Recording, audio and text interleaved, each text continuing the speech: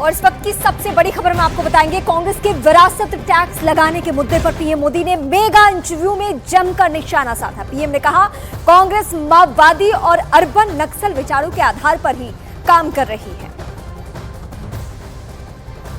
Sam Pitroda जी ने जो है इनहेरिटेंस टैक्स की बात की, जो हम लोगों की जमा पूंजी है, जब हम अपने लोग पूरा बचाते हैं अपने फैमिली के लिए, जब हम उसको अपने आने वाली जनरेशन को देंगे तो उस पर भी टैक्स लगेगा और ये टैक्स बहुत बड़ा टैक्स हो सकता है। तो क्या आप कहेंगे कि बीजेपी अगर आएगी तो इस टैक्स को कभी नहीं लागू करेगी? भारतीय जनता पार्टी क्या करेगी, हमारे मैनिफेस्टो में साफ हमने लिख करके लाए हुए। अब उन्होंने कहीं सदुपा छोड़ दिया तो मैं भी वो झंडा लेके घूमूंगा, ये सवाल आपके मन में कैसे आ जाता है? ये भारतीय जनता पार्टी की विचारधारा साफ है जी। हम अपनी विचारधारा के आधार पर कार्यक्रमों को लेकर के, मैनिफेस्टो को लेकर के देश के सामने जाते हैं। कृपा करके ऐसे महाशयों के विचारों को हम पर मत थोपिए भाई।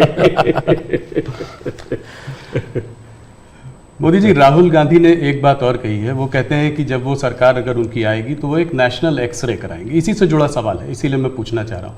एक नेशनल एक्सरे कराएंगे, बात सिर्फ कास्ट सेंसस की नहीं है जो कि वो करते आए हैं, उस पर भी मैं आपका मत जानना चाहूँगा। मगर बात वो कहते हैं इससे आगे है, बात कास्ट की नहीं, बात जस्टिस की है। और वो कहते हैं कि हम जो है एक सोशियो इकोनॉमिक सर्वे लाएंगे, एक इंस्टीट्यूशनल सर्वे लाएंगे और उसमें देखेंगे कि किसके पास किस जाति और किस उस वर्ग के पास क्या है, कितना धन है, कितनी इंस्टीट्यूशंस में भागीदारी है, और उसके बेसिस पर हम इस पूरे सिस्टम को रीडिस्ट्रीब्यूट करेंगे।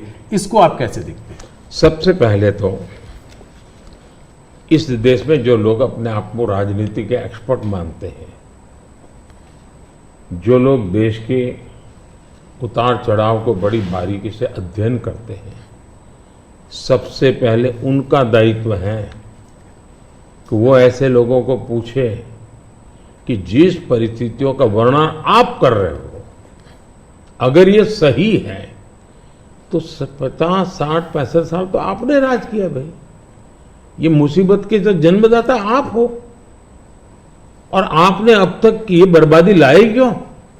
पहले उनका जवाब मांगो भाई, नंबर 1। नंबर 2, एक्सरे का मतलब क्या है जी? मतलब हर परिवार में जाना, घर घर छापा मारना, अगर किसी अनाज के डिब्बे में किसी महिला ने अपने गहने छपा के रखे हैं उसको भी एक्सरे किया जाएगा, उनके गहने ले लिए जाएंगे, जमीनों का हिसाब किताब किया जाएगा और फिर उसको रिडिस्ट्रीब्यूट करेंगे। ये दुनिया में एक माओवादी विचार ने सब किया हुआ है, दुनिया बर्बाद हो चुकी है जी। ये पूरी तरह अर्बन नक्सल उस सोच का सीधा सीधा प्रकटीकरण है और इसलिए मैनिफेस्टो आने के 10 दिन तक बाद भी ये जो जमात आए दिन लिखापट्टी करती है ना, वो चुप रही, उनके प्रोटेक्शन में चुप रही है। तब मिलके मेरी जिम्मेवारी बन जाती है कि देश को जगाना कि भाई देखिए आपको लूटने की ये तरकीब हो रही है।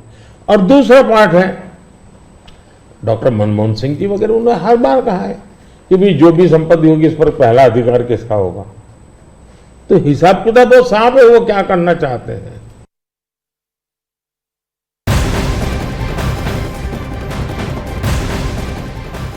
बड़ी खबर हम आपको बताएंगे। कांग्रेस के घोषणा पत्र, पीएम ने पहली बार सबसे बड़ा प्रहार किया है इस घोषणा पत्र पर। न्यूज 18 के मेगा इंटरव्यू में पीएम मोदी ने कहा कि कांग्रेस के मैनिफेस्टो की बुराइयां लोगों को बताना हमारी जिम्मेदारी। उन्होंने आरोप लगाया कि कांग्रेस SC, ST और OBC का आरक्षण घटाकर उसमें मुसलमानों को आरक्षण देने की कोशिश कर रही है। आपने जो है राजस्थान में एक रैली में एक कांग्रेस के मैनिफेस्टो पर एक डायरेक्ट अटैक किया। आपने ये तक कहा कि इनका एक स्कीम है जिससे कि ये वेल्थ डिस्ट्रीब्यूट करना चाहते हैं, ये पता लगाना चाहते हैं किसके पास कितनी जमा पूंजी है, किसके पास कितना पैसा है, किसके पास कितना सोना है, सिल्वर है, चांदी है, और उसको वो मुसलमानों में और घुसपैठियों में बांट देना चाहते हैं। क्या ये थ्रेट इतना रियल है? क्या आपको ऐसा दिखता है? कांग्रेस का जहां तक मैनिफेस्टो है, कोई मुझे बताए क्या चुनाव के अंदर पॉलिटिकल पार्टियों के मैनिफेस्टो ये कोई शोपीस के लिए होते हैं क्या? सचमुच में तो मीडिया का काम है कि हर एक पॉलिटिकल पार्टी के मैनिफेस्टो की बारीकी से जांच पड़ताल करे। मैं इंतजार कर रहा था कि मीडिया करे। पहले दिन मैंने एक कमेंट तो कर दिया था जी मैं कोई आज कर नहीं रहा जी कि भाई मुझे मैनिफेस्टो देख करके लगता है कि इस पर पूरी तरह मुस्लिम लीग की छाप है। तो मुझे लगा कि मीडिया चौंक जाएगा, जो एनालिसिस करने वाले चौंक जाएंगे, लेकिन पता नहीं अब उनकी व्यस्तता कुछ और है। मैनिफेस्टो में उनकी तरफ से जो परोसा गया उतना ही गुड़ी गुड़ी उछालते रहे। फिर मुझे लगता भी ये तो इकोसिस्टम का बड़ा मिली बगैर लगता है। अब मुझे सच्चाई लेकर जाना पड़ेगा। मैंने काफी 10 दिन इंतजार किया कि देश इस मैनिफेस्टो में जो बुराइयां हैं उसको कोई न कोई, क्योंकि निष्पक्ष तरीके से आता है तो अच्छा है। आखिरकार मुझे मजबूरन ये सच्चाइयां लेकर के आनी पड़ी। अब देखिए साहब, अब उनके एक महाशय ने अमेरिका में इंटरव्यू दे दिया जी इनहेरिटेंस टैक्स। तो इनहेरिटेंस टैक्स की बात ले आए, 55% टैक्स आपकी प्रॉपर्टी। अब मैं विकास और विरासत की बात कर रहा हूं, ये विरासत को लूटने की बात करते हैं। तो मैं और वेल्थ रिडिस्ट्रीब्यूशन की बात करते हैं और उनके आज तक का इतिहास है, वो करेंगे क्या? तो फिर मेरी जिम्मेवारी, मेरी रिस्पॉन्सिबिलिटी है कि मैं देशवासियों को बताऊं कि भाई ये इस दिशा में ले जा रहे हैं। अब आप तय कीजिए, जाना न जाना जनता जनार्दन का हक है, लेकिन मेरा दायित्व बनता है कि तथ्य के आधार पर, तर्क के आधार पर, उनकी हकीकतों के आधार पर मुझे बताना चाहिए। वो मैं बता रहा हूँ। 2006 का एक वीडियो जो वायरल हो रहा है जिसमें मनमोहन सिंह जी ने कहा है कि गरीब मुसलमानों का पहला अधिकार रिसोर्सेज पर है, ये उन्होंने साफ कहा है। आपने उसको मैनिफेस्टो में भी ये बात पॉइंट आउट की है कि ओबीसी रिजर्वेशन का जो है पार्ट लेकर वो मुसलमानों को दे देना चाहेंगे और 2004 से 2014 के बीच में उन्होंने 4-5 बार ऐसा करने की कोशिश की भी है। अरे भाई, ये तो बड़ा इंटरेस्टिंग सवाल आपने पूछा है। जरा मेरा जवाब लंबा हो जाएगा, लेकिन देश के लिए मुझे बताना पड़ेगा। बताइए। आप कांग्रेस का इतिहास देख लीजिए। 90 के दशक से ये मांग उठी है देश में। समाज का एक बहुत बड़ा तबका है जिसको लगता था कि हमारे लिए कुछ होना चाहिए, उसके लिए आंदोलन हुए हैं। 90 से पहले कांग्रेस ने पूरी तरह इस बात को खारिज कर दिया, उसका विरोध किया, उसको दबाने की कोशिश की है।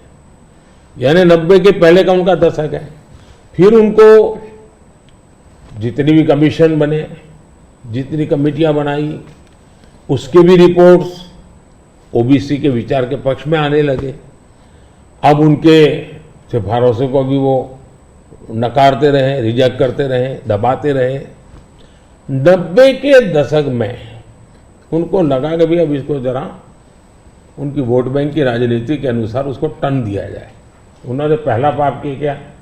90s के दशक में कर्नाटका में उन्होंने धर्म के आधार पर, आपको याद होगा, कर्नाटका में उन्होंने धर्म के आधार पर मुसलमानों को ओबीसी घोषित कर दिया।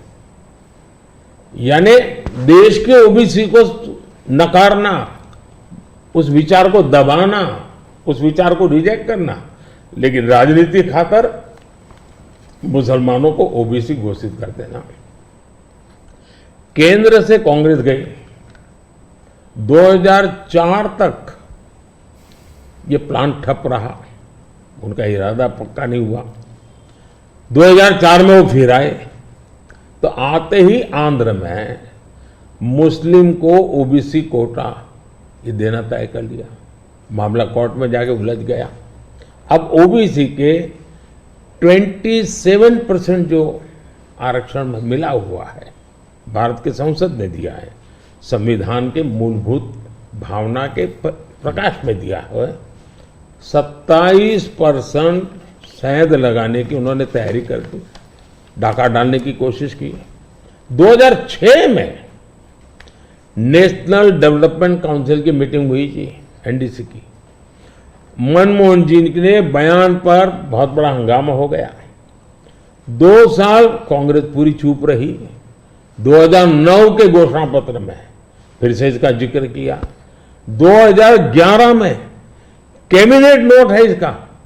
2011 के कैबिनेट नोट में ओबीसी के 27% हिस्सा डाका डाल करके उसमें से मुसलमानों को दे देना उन्होंने तय किया जी। 2012 यूपी चुनाव में भी उन्होंने इसकी एक असफल कोशिश की, फायदा नहीं हुआ। 2012 आंध्र हाईकोर्ट ने इसको रिजेक्ट कर दिया, रद्द कर दिया, कानूनी जजमेंट आ गया। एससी में गए, सुप्रीम कोर्ट में गए, वहां भी उनको कोई रिलीफ नहीं मिला। 2014 के घोषणा पत्र में भी धर्म के आधार पर आरक्षण की बात कही है, जबकि हिंदुस्तान का संविधान जब बना तब तो कोई आरएसएस वाले, बीजेपी वाले संविधान सभा में नहीं थे। बाबा साहब आम्बेडकर जैसे लोग बैठे थे, पंडित नेहरू जैसे बैठे थे, सरदार वल्लभ भाई बैठे थे, देश के कई महापुरुष बैठे थे। उन सब ने लंबे चिंतन के बाद तय किया था कि भारत जैसे देश में धर्म के आधार पर आरक्षण नहीं दिया जा सकता। 2024 के चुनाव में आप देख रहे हैं उनका मैनिफेस्टो, और मैंने कहा इस पर पूरी तरह मुस्लिम लीग की छाप है, यानी मुस्लिम लीगी नीतियां उन्होंने अपनाना शुरू किया। अब ये जो उन्होंने स्थितियां बनाई हैं, मुझे बताइए कि देश के लोगों को ये जिस प्रकार से संविधान की धज्जियां उड़ा रहे हैं, जिस प्रकार से लोग बाबा साहब आम्बेडकर को अपमानित करते हैं, एससी एसटी के आरक्षण पर भी खतरा, तलवार लटका देते हैं, ओबीसी का तो जीना मुश्किल कर देंगे।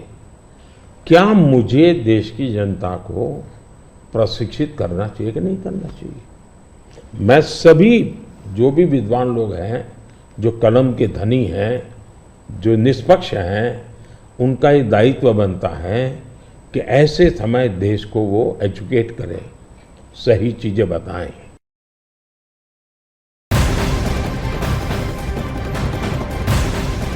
बड़ी खबर, पीएम मोदी ने कर्नाटक में कांग्रेस के हालात पर जमकर निशाना साधा। न्यूज 18 को दिए मेगा इंटरव्यू में पीएम ने कहा, आज कर्नाटक की जनता अपनी गलती पर पश्चाताप कर रही है। वहां सीएम की कुर्सी को लेकर ही अब तक खींचतान की स्थिति है। Regarding the guarantee schemes, in Karnataka, Congress promised 5 guarantees, and they, after coming to power, they delivered that one. They, as per their promise, they are delivering that one. Now, whereas in BJP is more, in the last election, you lost there, only 66 seats you were able to win there, BJP able to win there. Now again, Yediyurappa जी का leadership और उसका बेटा का leadership में ज़्यादा focus हो रहा है। इसका वजह से थोड़ा सा बीजेपी के अंदर भी कुछ लोग नाराज भी है उधर। वो एक्चुअली आपका मन में कर्नाटका में अभी बीजेपी कितना सीट जीत सकते हैं, क्या है? नंबर 1, यस, कर्नाटका की जनता पश्चाताप कर रही है कि हमने इतनी बड़ी गलती कर दी, इनको बिठा दिया। तो जन समर्थन हमारा कम नहीं हुआ है, जन समर्थन हमारा बढ़ा है। लेकिन इन्होंने इतने ही कम समय में सीएम कौन, अभी भी वो बात सेटल नहीं हुई है। शपथ हुआ है सीएम का, लेकिन सेटल नहीं हुआ है। अपने आप को सीएम मानने वाले लोग बहुत है उसमें। अब कानून व्यवस्था देखिए, चरमरा गई है, बम ब्लास्ट हो रहे हैं, हत्याएं हो रही हैं, आर्थिक स्थिति पूरी तरह कंगालियत की स्थिति में है। वादे तो बड़े बड़े कर दिए उन्होंने, और फिर टैग लगाए, ऐसा होगा तो ये मिलेगा, वैसा होगा तो नहीं मिलेगा।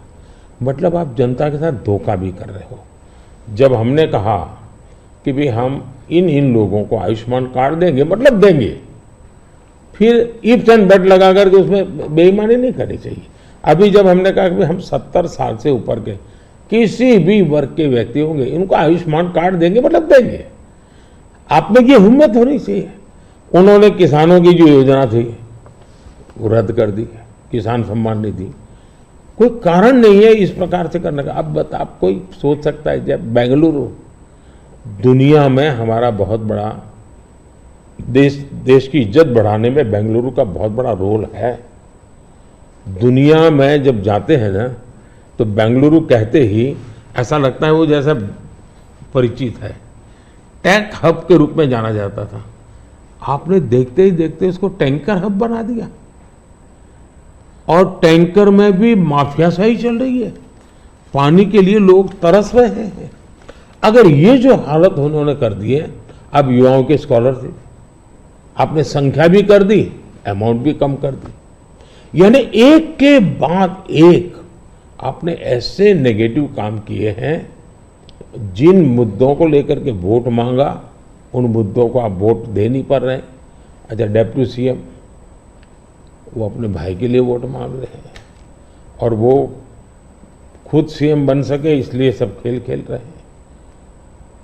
वो सीएम से हटे इसके लिए भी खेल खेले जा रहे हैं। जहां तक भारतीय जनता पार्टी का सवाल है, हम टीम स्पिरिट से काम करने वाले लोग हैं। भले मेरी टीम ने मोदी को आगे किया, लेकिन मेरी पूरी टीम काम कर रही है जी।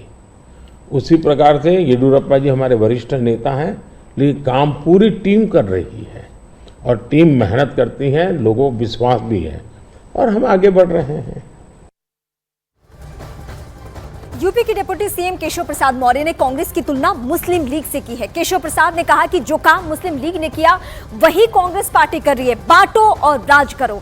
उधर कांग्रेस ने कहा कि ये बीजेपी नेताओं की बौखलाहट है।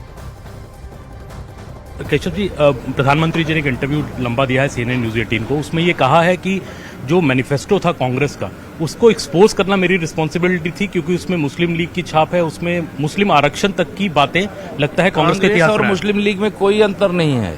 जो काम मुस्लिम लीग ने किया था वही काम कांग्रेस कर रही है। बांटो और राज्य करो के रास्ते तलाश रही है, लेकिन अब बांटो और राज्य करो का रास्ता बंद हो गया है। अब देश जाग गया है, देश मोदी जी के साथ खड़ा हो गया है, भाजपा के साथ खड़ा हो गया है। 2014 से लगातार पराजय के द्वार पर, कगार पर जो कांग्रेस और उनका इंडी गठबंधन, उसमें उत्तर प्रदेश में सपा भी शामिल है। जैसे जैसे चुनाव के चरण समाप्त होते चले जा रहे हैं, वैसे वैसे मोदी जी की बौखलाहट बढ़ती चली जा रही है। अब वो अपना बड़ा भड़ास कांग्रेस के न्याय पत्र पर निकाल रहे हैं। कांग्रेस का न्याय पत्र जो जनता का दर्पण है, उसकी मांगों का दर्पण है, उसके मुद्दों का प्रतिबिंब है। जो राहुल गांधी जी ने भारत जोड़ो न्याय यात्रा और भारत जोड़ो यात्रा के दौरान लोगों से बातचीत करके उसको इकट्ठा किया था। इस बीच यूपी के डिप्टी सीएम ब्रजेश पाठक ने भी कांग्रेस के मैनिफेस्टो की तुलना मुस्लिम लीग से की है। उधर समाजवादी पार्टी ने बीजेपी दलित विरोधी कह दिया है कि बीजेपी दलित विरोधी है। Prime Minister has given interview to CNN News 18 in which he has said कि मुस्लिम कांग्रेस के मैनिफेस्टो पे मुस्लिम सच्चाई दिखती है पूरी तरह से।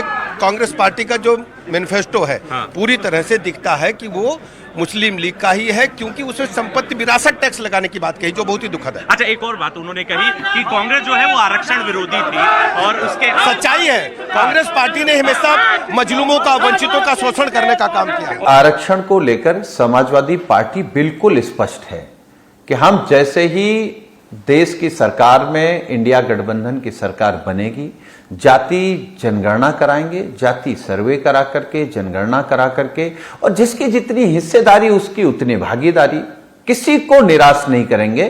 और आरएसएस और भारतीय जनता पार्टी हमेशा से पिछड़ा विरोधी रही है, दलित विरोधी रही है। आरक्षण के नाम से सबसे ज्यादा अगर सांप किसी के सीने पर लौटता है तो बीजेपी के। बीजेपी नेता राम कदम ने कहा कि मोदी जी जो गारंटी देते हैं उसे पूरा करके दिखाते हैं, जिस पर शिवसेना उद्धव गुट की नेता प्रियंका चतुर्वेदी ने कहा पीएम की नोटबंदी से देश की महिलाओं को काफी दिक्कतें आई थी। जो मोदी जी कहते हो करते हैं, तो मोदी जी के ऊपर जो विश्वास है उसी का ये शब्द है मोदी जी की गारंटी, कि अब तक के राजनेता और राजनीतिक दल विश्वास खो चुके हैं और अरसों के बाद मोदी जी ने अपने काम के बल पर ही हैज प्रूवन। आपको याद है नोटबंदी में कौन सी महिलाओं को सबसे बड़ी त्रासदी हुई थी? वो महिलाएं जो अपने सेविंग्स का पैसा बचा कर, जो उनको हाथ खर्च के लिए मिलते थे, वो गृहिणी जो 50 से लेकर 500 रुपए, 1000 रुपए जैसे जैसे उनकी बचत होती थी वो बचाकर एक गुल्लक में रखती थी कि अगर मेरी बेटी की शादी हुई तो उसमें खर्चे में काम आ जाएगा, अगर मेरे बेटे को कहीं जाकर पढ़ाई करनी हो, कोई प्राइवेट कॉलेज में इंजीनियरिंग करनी हो तो उसमें वो खर्चे में काम आ जाएगा, अगर घर में किसी तरीके की आपत्ति आई या कोई अपघात हो गया तो उसमें मेरा ये बचा हुआ पैसा काम आ जाएगा।